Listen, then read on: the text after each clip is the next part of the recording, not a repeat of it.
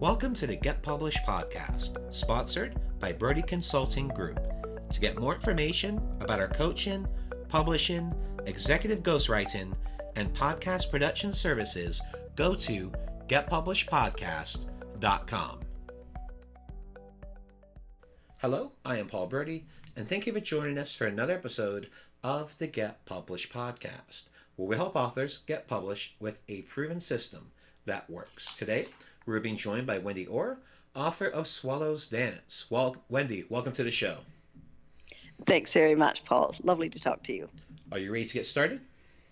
Oh, I certainly am. All right. Question number 1. What is the one piece of advice that you would give to a first-time author who is currently writing their book? I'd say concentrate on the writing. Don't worry about the publishing, not while you're writing. Just get into that story, write the best book you can, write it the way you want to, and don't worry about sort of thinking about what other people might want from a book until you start editing. Really try not to edit while you write. You've got to get your first draft down. Sometimes I have to get several drafts down before I work out editing and think about, who this book might be right for. Just write the best book you can. That's just, I think it's a step that people sometimes forget. Well, and you have written quite a few books. How many books have you published so far? I think it's actually over 40, and I'm not sure why I am so reluctant to count them. But it's between 40 and 50, and I did quite a few early readers and things when I started. So, of course, that they don't take as long as a 60,000 word verse novel like my last two have been. So I have written quite a lot. And my best known would be Nims Island, and it's still best known because it was a feature film with Jodie Foster, and that tends to get more attention. And that's exactly why I asked you that question. I know when we were in communication prior to this call, we typically focus on one of your most recent books. But when you mentioned Nims Island, I was like, well, I think that's something we need to talk about on the show. Yeah, people generally like to ask about that. How did you do that? And of course, the answer is it's serendipity. But it does go back to writing the best book you can. There was no marketing involved with that. It's simply a little book. Random House published it in the U.S., and it was on quite a lot of award lists, not big ones, but it was a Los Angeles Times best book for 2001, I guess. And so it was in all the public libraries. And Paula Mazur, a movie producer who has just done the Guernsey Literary Potato Peel Society, she just went into the library to pick up a book for her 8-year-old son to read for the holidays. And she liked the look of the cover. And so she picked it up, took it home, started reading it, and wrote to me and said, I want to make a movie. So that's what I mean about never forget the focus of writing the story that you want to read and you want to play with, because that's what makes other people want to read and play in it. So what was your reaction when she called you? Oh, general hysteria. I had no idea that basically when an independent producer says, I'd like the movie rights, it's like somebody saying, I'm thinking about buying you a lottery ticket. And I was just totally, so she's going to make a movie. And I just had total faith in her. And I was actually so excited that I wrote back to her and I said, I can't seem to contact my agent, because apparently my agent doesn't have to be at her phone, every minute of the day. And but I'm pretty sure I haven't sold the movie rights. And luckily I then said, but I'm not going to try and be sort of all cool. This is very exciting. And then I forwarded it to my parents, and a minute later, Paula emailed back and said, I think the one to Dear Mum and Dad was not to me. So I was actually so hysterical. I just sort of hit reply on everything. And I think that's part of the reason that we actually became really good friends, which made the movie experience just amazing. And so again, I guess I was being natural rather than the cool professional that I would like to try to be. So what happened after that in regards to getting the book turned into a movie? So what she was actually doing was pitching the story. So she pitched it to, I think, 5 houses, and actually had interest from 3. And we went with Walden Media because she felt that they were the most likely to actually make it. And because their brief at the time, I probably still now, was that they turn quality children's literature into family movies. So we felt that it was more likely to stay as the sort of book that I had written. And then the process took 5 years after that. It's not a quick business. You know, there were lots of ups and downs and nightmares, and then all of a sudden it's Jodie Foster likes the script. She showed it to Abigail Breslin. She likes the script. Jerry Butler's on board. And then, of course, all these other, just everybody, sound people, camera, everybody, they want to work with those stars. And so all of a sudden it was, we've got the green light and it's all going to happen, when filming starts in 8 weeks. And it was just insane, the speed that they have to work once it actually starts. So it was an amazing experience. I was really lucky because I loved the movie and they were really true to the book. And yeah, I had the nicest time I've ever heard of anyone having with a movie script. It was just, yeah, I love the movie. Did you get to go on set? Yeah, I actually worked on the first 2 drafts of the screenplay with Paula Mazer, and then we were replaced by the later writers. And the later writers and directors, Jennifer Flackett and Mark Levin, were very welcoming. So yeah, I was on set twice for like 3 days at a time, and just sort of felt very included. I guess Paula and I exchanged nearly daily emails for 5 years. It was quite an intense relationship for a long time. Definitely a collaborative process, to say the least. Yes, even though in theory the author has no say whatsoever. I was officially a consultant, but that can cover actually consulting to nothing. And so I was lucky that I really did feel very included, and the cast and crew were just so welcoming. You're warned that the author is not always welcome around, and everybody from the stunt guys, they were just like basically Jodie Foster, right, I don't mean down, but right through all the spectrum of people working on a film. Everybody was just so welcoming and really wanting to know if I thought it was, being true to my book, which, it hadn't been a huge bestseller or anything. It was just a book that ticked along. So it was very moving that people cared so much. Jerry Butler, at one point, I said, I just find it amazing how much you look like the hero. And he said, you mean all this sort of gear? Because it was sort of incredible costume that the amazing costume designer had done. And I said, well, I don't really have enough visual imagination to have made that costume, but you look like my image of him. But I was very touched that it really mattered to him that I thought that he was portraying my hero. And that's really cool to have a book turned into a movie. And obviously, none of my business getting into numbers, but also when it turns into a movie, there's also a significant financial opportunity with that as well. Oh, yes. Yeah. And money matters. I mean, this is how I make my living. And some years living is not plentiful, shall we say. Mm-hmm. And some years it's good. So, the money matters. I write because I like it's more than liking. I write because it is sort of something that I need to do. But I wouldn't go on endlessly editing if I wasn't going to get paid at the end. It would be easier just to play with your stories in your mind and maybe jot them down. But at some point, if you're going to make a career of writing, as I have, you do have to get paid. So, and films definitely help that.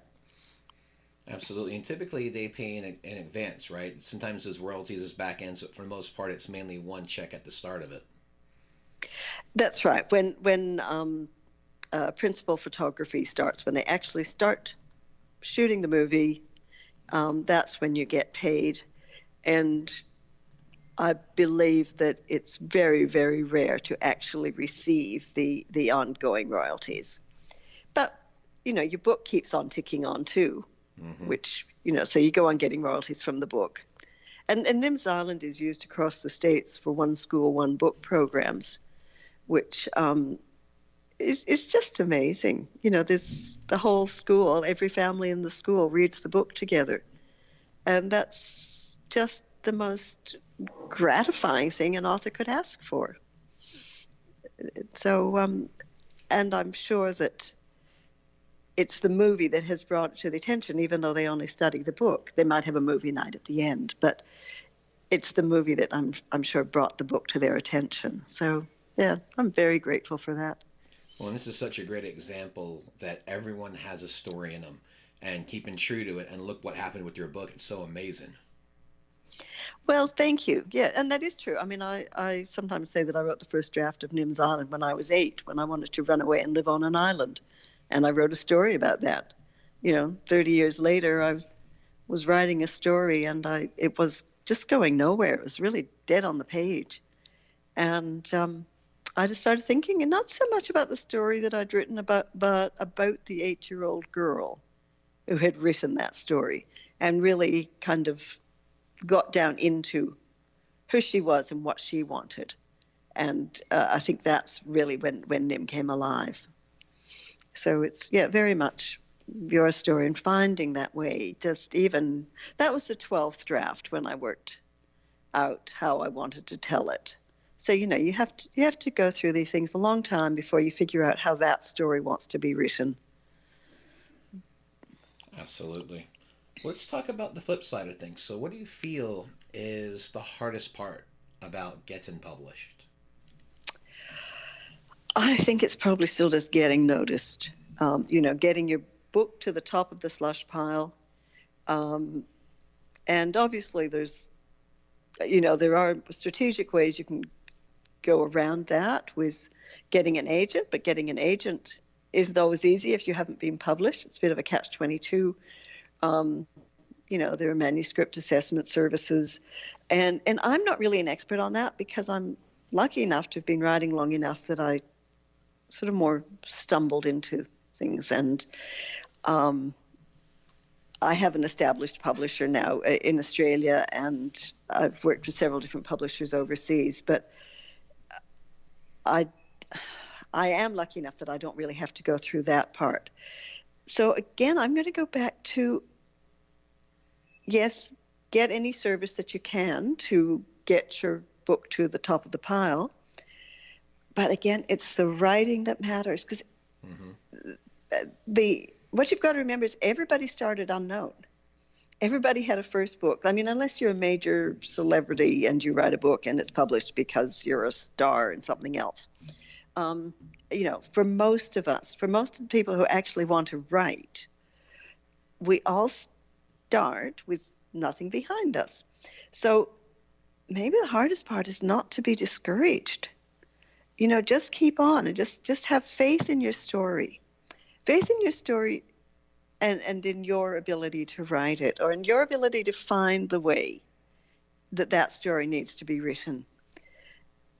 Because I think sometimes people are so anxious to be published that they can try and push the book out too soon, and say, oh, well, this is good enough now, and after all, I'll have an editor. It's got to be as perfect as you can make it. And it's got to be like the best book that you can write. And it's kind of got to be the book that only you can write. I mean, unless you're writing sort of like a formula romance or something like that. And even then, you must have to have your own little twist on it. So to me, it goes back again to just doing the absolute best you can with your writing, taking your time. Don't pin it all on being published. And then when you're ready, yes, find out all the ways of getting in. Check out which publishers have a open submission Tuesday, or, they all have different things that sometimes they're open for submissions when they're not normally. And join clubs. If you're a children's writer, join the Society of Children's Book Writers and Illustrators. Join your local author society, whatever country you're in. But even if you have feedback groups, have faith in yourself.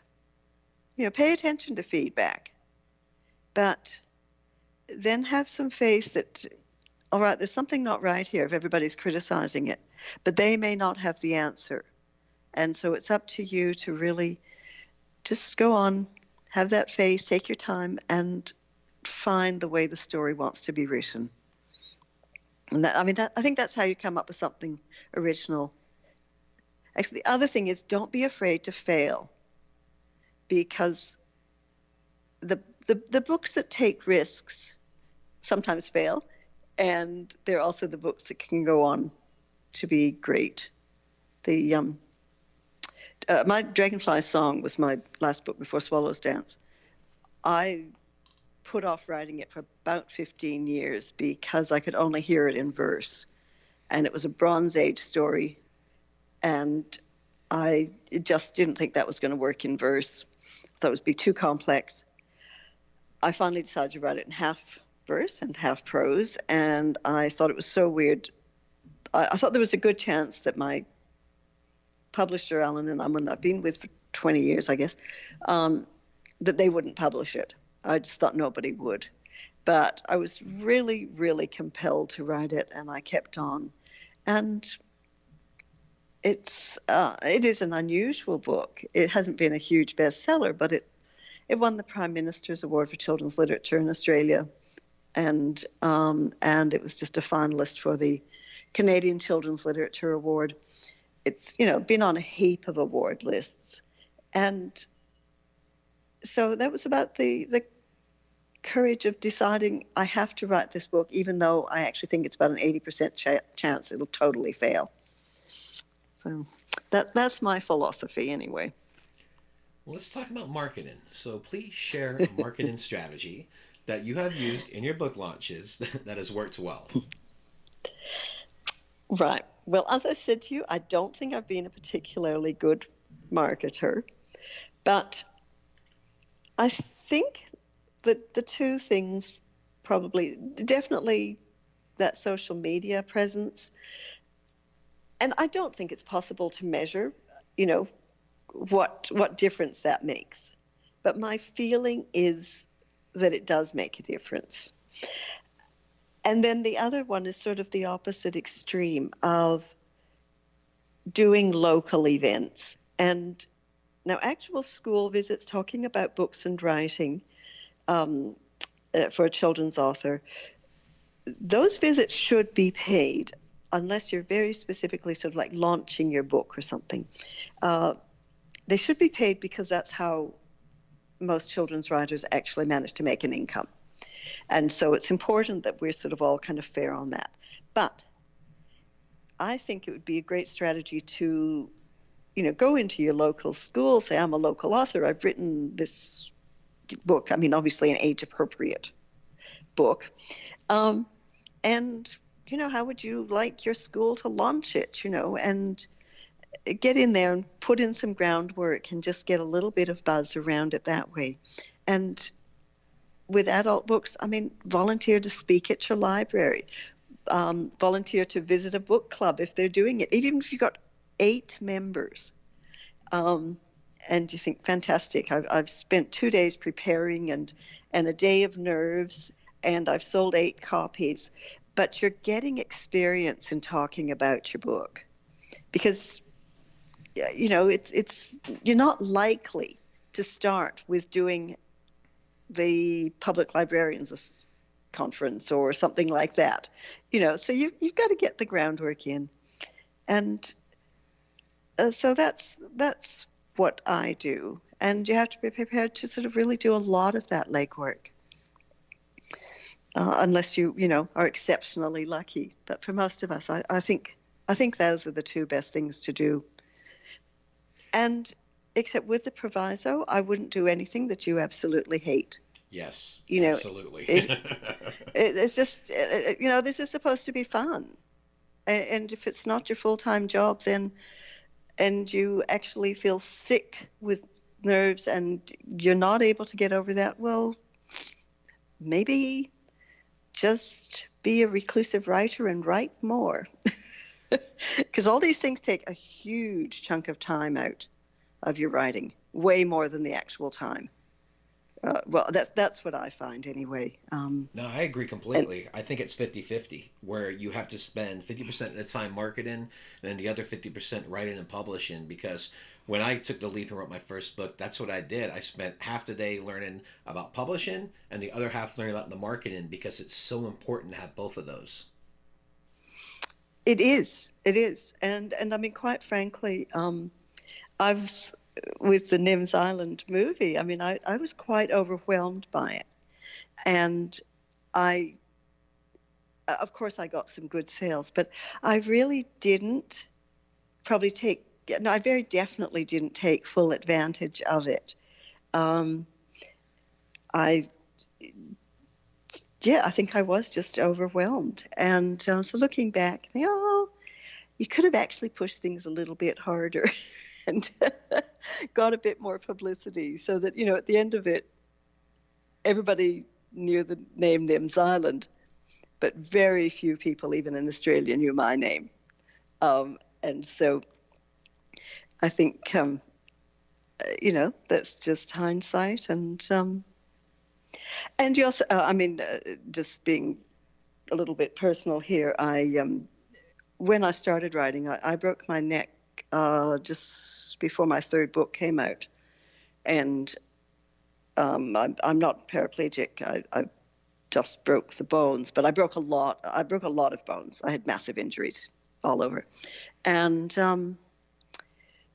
so as my writing career was taking off, I was actually unable to do any talks or visits or anything like that. And so I think that has been a hindrance. And now I'm not complaining about that. I'm just saying that looking back, I can see that if I had been strong enough to take advantage of, like, the first time I won Book of the Year in Australia, I think it would have made a difference to my careers. And so, you know, therefore I can suggest that if you possibly can, follow things up with, you know, doing the talk, getting out there. I think it's worth it.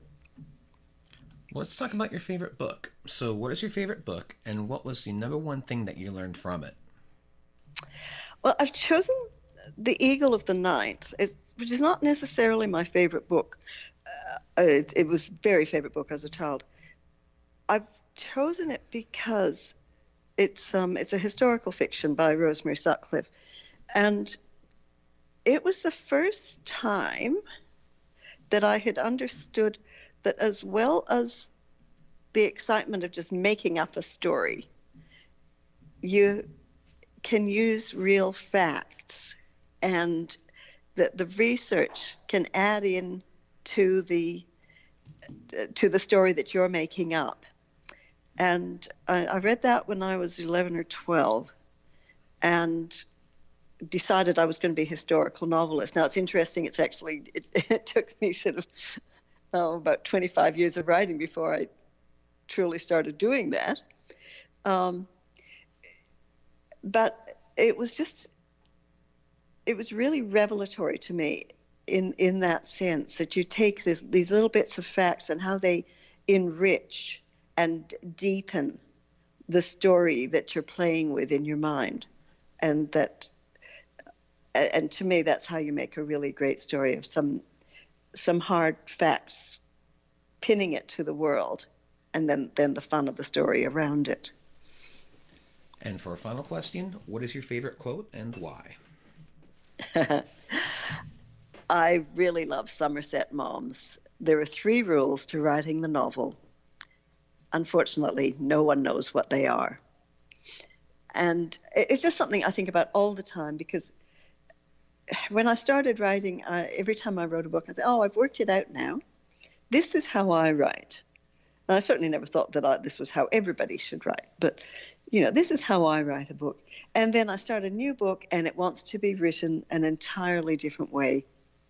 And even between Dragonfly Song and Swallow's Dance, which are in the same format of verse and prose, a Bronze Age world with a female protagonist, an adventure novel, they still have wanted to be written slightly differently in the way that I actually physically write. And even though they've both been quite a departure for me in that they had to be written by hand, which was really, really irritating. I don't like writing by hand. But anyway, these 2 books have decided to be written by hand, and the 3rd one is also demanding that. And so that's why I think that's it, Somewhere out there are 3 rules, but the books make them up and they change them every time. Absolutely. Well, Wendy, I want to thank you for being a guest on the show. What is the best way for people to find you online?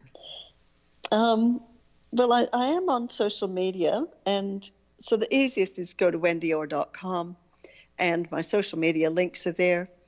And I write very irregularly a blog post and newsletter if people want to sign up for those. But yes, I'm fairly easily available on the social media sites there. Wendy, thank you once again for being on the show, and I wish you all the best in your author journey ahead. Thank you, Paul. It's been a pleasure. Thanks again for joining us today. To learn more about how you can be featured in our brand new Get Published business book, go to getpublishedpodcast.com.